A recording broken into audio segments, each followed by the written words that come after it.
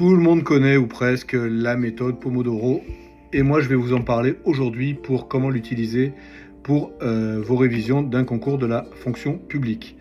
Alors il y a quatre manières d'utiliser efficacement la méthode Pomodoro.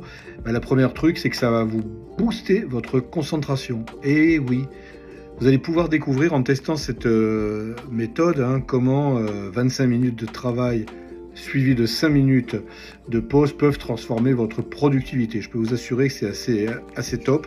Donc qu'est-ce que vous faites? Vous vous mettez à votre bureau, vous bossez, vous lancez le chronomètre ou l'application sur Google, elle existe, de Pomodoro.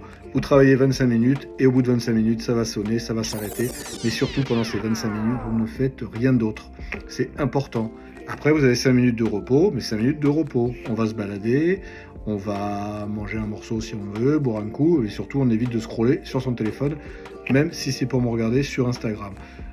De cette manière, et c'est le deuxième truc que j'ai envie de vous dire aujourd'hui, vous allez dire adieu à la procrastination. Et oui, avec la méthode Pomodoro, vous éliminez toutes les distractions et vous allez avancer petit à petit, doucement mais sûrement. Qui va doucement va sûrement, comme on le dit, de manière régulière. Troisième point, c'est que vous allez maîtriser votre temps. Enfin, on va arrêter de bosser pendant des heures, des ci, des là. Non, là, vous allez bosser focus 25 minutes. Et vous allez voir que ça va être largement suffisant si vous ne faites que ça pendant 25 minutes et que vous rentrez dans ce qu'on appelle l'état de flow.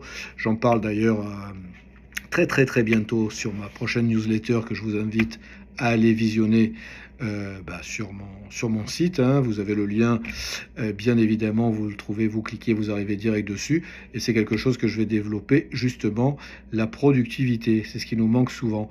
Et puis le fait de se réserver des méthodes, des périodes, de travail, c'est le quatrième point. Alors là, vous voyez les 4 doigts, vous allez rester motivé sur la durée.